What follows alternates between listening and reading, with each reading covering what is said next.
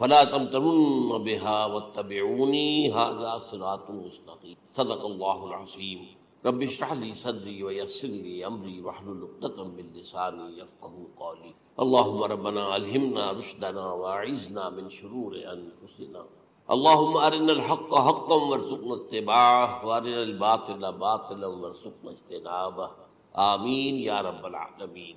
قادیانیت سے متعلق ایک بحث کا آغاز ہو، کیونکہ ہمارے علم میں یہ آیا تھا کہ قادیانیوں نے خاص طور پر ماڈل ٹاؤن کو اپنا ایک مرکز اور اپنا اڈا بنانے کا فیصلہ کیا، اور اس کا ہمیں تجربہ بھی حاصل ہو گیا۔ کچھ نوجوان اہل سنت کے نوجوان میرے پاس آئے تھے اور انہوں نے میری توجہ ادھر منعکس کرائی کہ یہاں پر یہ اپنی جمعے کی نماز کے لیے اوپن گراؤنڈ استعمال کرتے اور اس میں لگا لیتے ہیں پارٹیشن وغیرہ، اور بڑی یوں سمجھیے کہ بڑی مہم کے ساتھ دونوں طرف کی سڑکیں بند کر کے، اور جو بھی لوگ مسافر ہیں انہیں بھی دعوت دیتے کہ آئیں یہاں جمعہ پڑھیں، اور بعض لوگ مغالطے میں وہاں جمعہ پڑھ لیتے۔ تو اس کے حوالے سے انہوں نے کوشش کی کہ کچھ نہ کچھ اس سلسلے میں، کیونکہ انہوں نے مجھے لا کر قانون دکھایا۔ پاکستان میں جو قانون نافذ ہے وہ یہ ہے، چاہے یہ کہ وہ نافذ نہیں ہے بالفعل، لیکن ہے قانون کی کتاب میں تو موجود ہے۔ قادیانی اپنے کوئی جو بھی ان کے نزدیک بھی ان کے مذہبی شاعر ہیں، ان کو مسلمانوں کی شکل میں برملا علی الاعلان ادا نہیں کر سکتے، کیونکہ وہ تو دھوکہ دھڑی بات ہو گئی کہ لوگ سمجھیں گے یہ مسلمان ہی ہے۔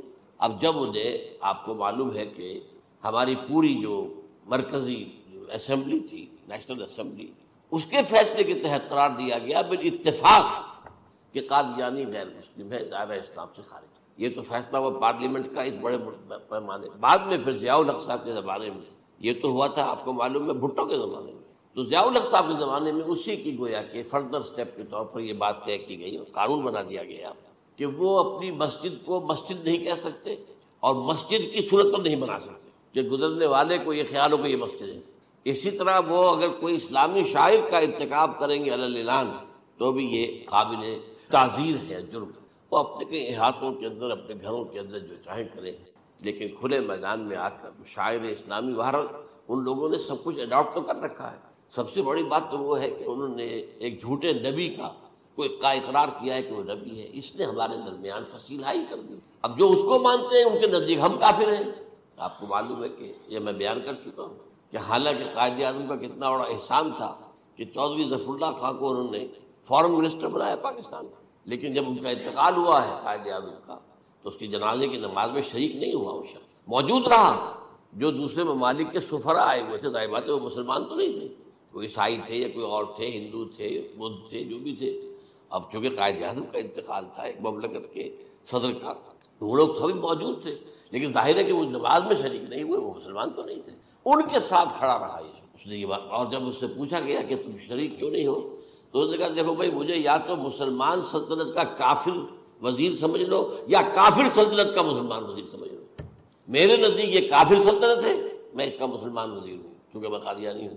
اب تمہارے نزدیک یہ اسلامی مملکت ہے تو میں کافر ہوں، پھر میں اس کی نماز کیسے پڑھوں؟ تو بہرحال ان چیزوں کی وجہ سے جو دھوکہ دینے والا معاملہ ہو گیا، ورنہ کوئی اور لوگ ہو یہاں پہ، ہمیں ان سے تعارض نہیں ہے۔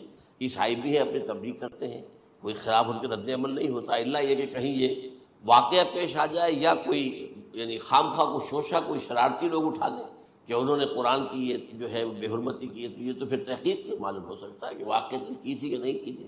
لیکن ایک وقت میں جو اس پر تو ان کا احتجاج ہوتا ہے، لیکن یہ کہ ان کے جو ہے چرچ ہے، ان کی ساری اور تبلیغ ان کی ہو رہی ہے اور بڑھ بھی رہی ہے تعداد میں، لیکن اس کے خلاف کوئی رد عمل تو ہمارے یہاں نہیں۔ تو یہ ہے اصل میں وہ بات۔ تو اس پر جو گفتگو شروع ہوئی تھی، میں آج اس کی تکمیل کرنے جا رہا ہوں۔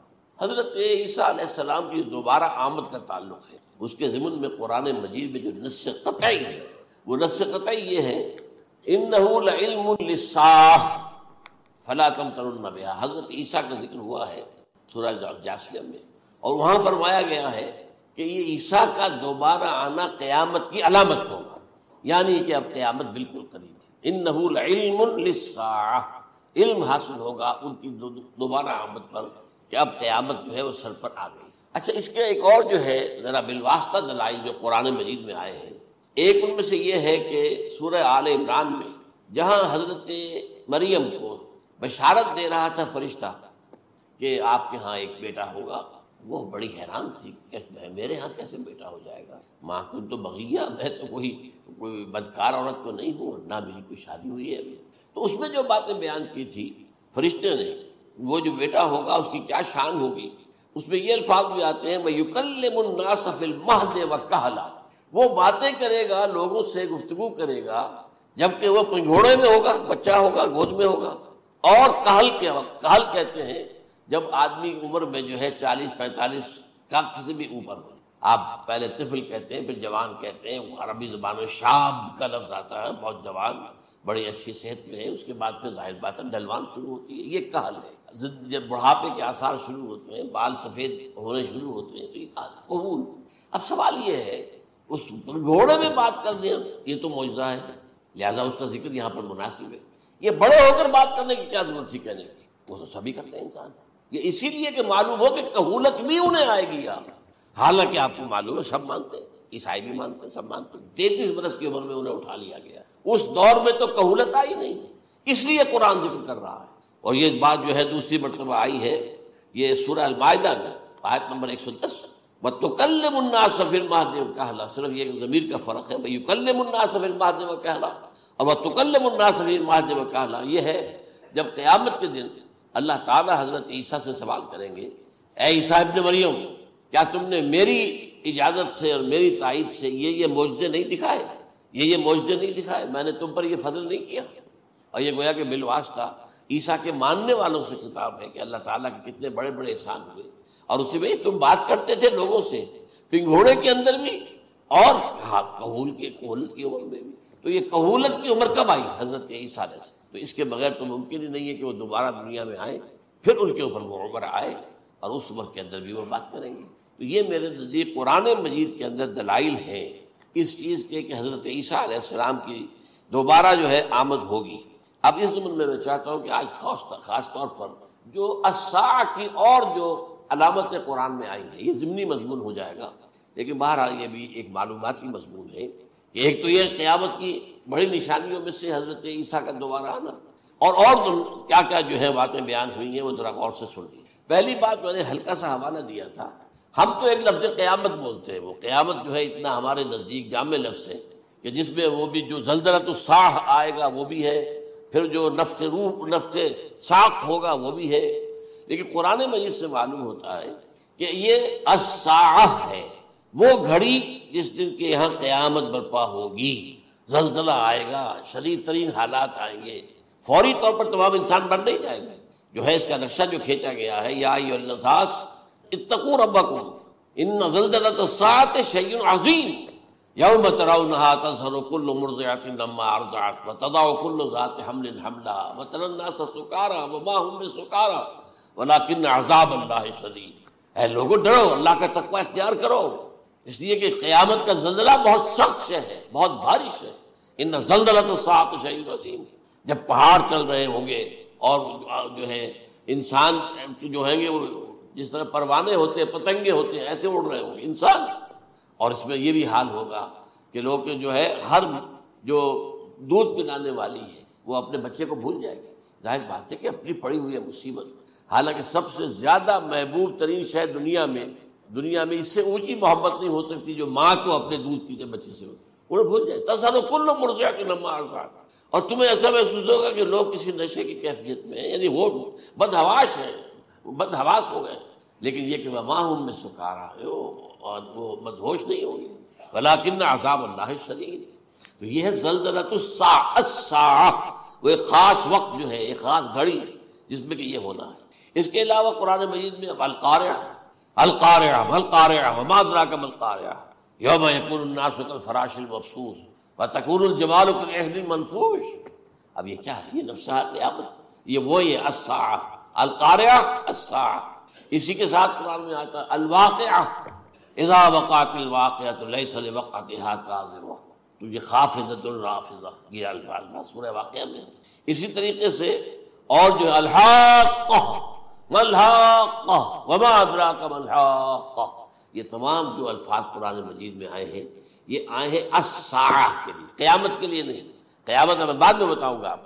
چنانچہ 3 نفخے ہیں جو قرآن سے ثابت، نفخ فی الصور، اور اس نفخ فی الصور کا یہ عالم ہوگا یوم ینفخ فی الصور ففزع من فی السماوات ومن فی الارض الا من شاء اللہ، جس دن پھونکا جائے گا سور میں، اور اس وقت صورتحال یہ ہو جائے گی کہ جو بھی آسمانوں میں ہے، زمین میں ہے، سخت پریشانی اور سخت پشیمانی اور ایک طرح کے مرعوبیت اور خائف ہو کر رہ جائیں گے، الا ان کے کہ جن کو اللہ چاہے۔ اس کے کوئی ملائکہ مقربین ہوں گے، من فی السماوات و فی الارض ہے، اس کے ساتھ ہی یہ کہہ دیا گیا ہے، لیکن یہ باقی پورے لوگوں کے اوپر، پوری مخلوقات کے اوپر ایک جو ہے گھبراہٹ کی کیفیت طاری ہو جائے گی۔ تو یہ ہے پہلا فضا۔ دوسرا فضا کیا ہے؟ فضا صعق۔ صعق کہتے ہیں آدمی کا بے ہوش ہو جانا۔ یہ دوسری مرتبہ جب سور پھونکا جائے گا، وَنُفِخَ فِي الصُّورِ فَصَعِقَ مَن فِي السَّمَاوَاتِ وَمَن فِي الْأَرْضِ إِلَّا مَا شَاءَ اللَّهُ۔ یہ ہے کہ اس کے بعد وہ سب کے اوپر موت طاری ہوئی۔ یہ دوسرے سور پھونکے جانے کے بعد پھر ثُمَّ نُفِخَ فِيهِ أُخْرَى، پھر ایک مرتبہ اور پھونک ماری جائے گی۔ یہ تیسرا ہو رہا ہے، فَإِذَا هُمْ قِيَامٌ يَنظُرُونَ، تو اچانک سب کے سب کھڑے ہوں گے اللہ کی طرف دیکھتے ہوئے۔ اب یہ جو ہے یہ ہے یوم القیامہ۔ قام یقوم قیامتاً، کھڑا ہوگا، کیونکہ اس دن یوم یقوم الناس لرب العالمین، جس دن کے تمام انسان جو ہے کھڑے ہو جائیں گے اپنے رب کے حضور میں، جس کا نقشہ کھینچا گیا ہے، اذا دکت الارض دکا دکا وجاء ربک والملک صفا صفا۔ تو یہ سب کے سب انسان بھی جو ہے موجود ہوں گے، فرشتے صفے باندھے ہوئے ہوں گے، اور اللہ تعالیٰ جو ہے اپنے خاص عرش کے ساتھ، یحمل عرشہ ثمانیہ، 8 فرشتے اس عرش کو اٹھائے ہوئے ہوں گے، جبکہ یہ آسمان پھٹے گا اور اس روئے ارضی پر اللہ تعالیٰ کا نزول ہوگا۔ یہ جو ہے ہمارا یوم القیامہ یہاں ہے، یوم القیامہ ہی میں جو فیصلے ہونے یہاں ہونے، قصہ زمین برسر زمین، جو نیکیاں تم نے یہاں کمائی ہیں یا جو بدیاں تم نے یہاں جن کا ارتکاب کیا کا فیصلہ یہاں ہوگا۔ اس کے بعد واللہ عالم کچھ اور بھی چیزیں ہیں، لیکن یہ کہ وہ سب عام طور پر لوگوں کے علم میں نہیں ہے۔ میں نہیں چاہتا کہ خام خواہ کسی نئی بات سے کوئی جو ہے ذہنوں کے اندر کوئی ایک تشکیک پیدا ہو جائے، شبہات پیدا ہو جائے، لیکن یہ چیزیں جو میں نے آپ سرچ کی از قرآن ثابت، اسی زمین پر اترنا ہے۔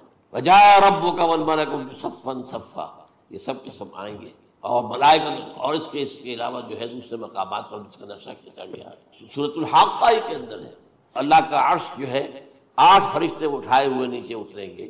تو یہ تمام چیزیں قرآن مجید میں مذکور ہیں، اور یوم القیامہ یہی ہوگا، لیکن وہ ہے یوم القیامہ۔ ہم قیامت کہتے ہیں اس کو جس کو قرآن کہتا ہے الساعہ، الزلزلہ، الحاقہ، القارعہ، الواقعہ۔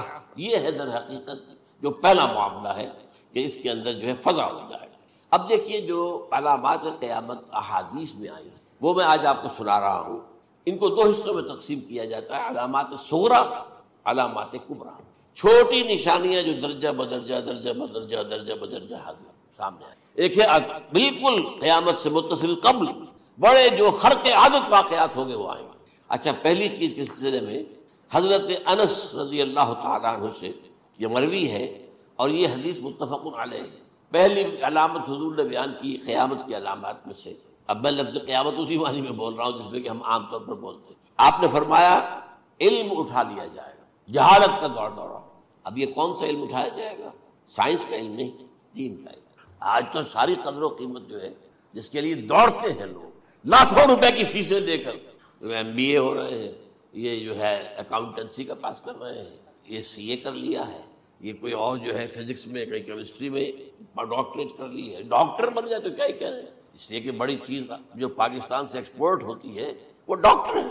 اس جو اتنے بڑے پیمانے پر جو کالج کھلے ہوئے، 3 لاکھ روپے ایک سال کی فیس، 5 لاکھ روپے ایک سال کی فیس، یہ کیوں لیتے ہیں اور کیوں لوگ دیتے ہیں؟ کہ موقع مل جاتا ہے MBBS کر کے۔ امریکہ کے اندر بھی ڈیمانڈ ہے، ان کے ہاں ڈاکٹر جو ہیں جتنے ہونے چاہیے نہیں ہے، لہذا اور بھی بہت سی جگہوں پر ڈیمانڈ ہے۔ تو جس چیز کی مارکیٹ میں ڈیمانڈ ہے وہ علم ہے۔ آج علم کمپیوٹر کا علم ہے یہ، حالانکہ ان میں سے کسی کے اوپر لفظ علم کا اطلاق میرے نزدیک غلط ہے، جہالت ہے۔ علم وہ ہے جو ذہن کو جلا دے، جو سوچ کو جلا دے، روشنی پیدا کرے، دماغی روشنی، وسعت دے، انسان کے فکر کو وسعت دے، اس کے ذہنی جو ہے جو افق ہے اس کو وسیع کرے۔ علم تو وہ ہے جو حقیقت کے کیا علم بھی اس سے عطا فرمائے۔ قرآن ہے، حدیث ہے، باقی اور چیزیں جو اس سلسلے میں آ سکتی ہیں وہ ہے کہ جو قرآن اور حدیث کی سمجھنے میں مومن ہوں اور زیادہ جو ہے اس کے تک فہم کو آسان کریں۔ لیکن یہ کہ فرمایا علم اٹھا لیا جائے گا، جہالت کو فروغ ہوگا۔ ظاہر بات ہے ایک ہی بات ہوئی ہے۔ دوسرے نمبر پہ یہ کہ جہالت کو فروغ ہوگا۔ نمبر 3 زنا کثرت سے ہوگا۔ نمبر 4 شراب نوشی عام ہو جائے گی۔ نمبر 5 عورتوں کی تعداد بہت زیادہ ہو جائے گی، مردوں کی تعداد کم ہو جائے گی، یہاں تک کہ 50 عورتوں کا خیر خبر کرنے والا، کوئی نگرانی کرنے والا، وہ ایک مرد۔ اچھا یہ تو ہے ایک حدیث جو میں نے آپ کو بیان کر دی، متفق علیہ، یہ بخاری اور مسلم دونوں میں ہے۔ دوسری حدیث بخاری کی ہے، اس کو حضرت ابو ہریرہ رضی اللہ تعالیٰ عنہ نے روایت فرمایا ہے، قیامت آئے گی جب امانت ضائع ہو جائے گی۔ آج ہمارے ہاں امانت کے ضائع ہونے کا جو نقشہ ہے شاید پوری دنیا میں کہیں اور نہیں، جس طرح کے غبن یہاں ہوتے ہیں، جس طرح کک بیکس جو ہے وہ لیے جاتے ہیں۔ اس غریب یعنی قوم غریب ہے، لیکن یہاں وہ امیر بہت بڑے بڑے لوگ ہیں، وہ تو دنیا بھر کے ٹاپ کے امیروں کے اندر ان کا شمار ہو جائے گا، لیکن یہ کہ یہ سب امیر کیسے بنے؟ غبن پر بلین ڈالر کا، اب تو اس سے کم کی تو بات ہی نہیں ہوتی۔ فلاں نے اتنے بلین جو ہے پیسے اپنا جو ہے قرضہ معاف کرا لیا۔ بھائی کس نے کون کرتا ہے معاف؟ یہ کسی کے باپ کی جاگیر ہے؟ یہ پیسہ بینک کے اندر حکومت کا ہے کہ حکومت کو اختیار ہو گیا وہ رائٹ آف کر دے ان کے جو ہے ان کی جائیدادیں کرو ضبط۔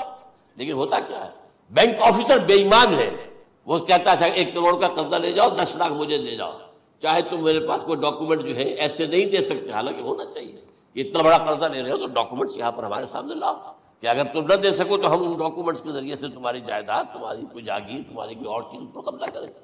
جب وہ وقت آتا دیکھتے تو یہ ڈاکومنٹس ہی فیک ہیں، اللہ اللہ خرچ کیا کرے گا کوئی؟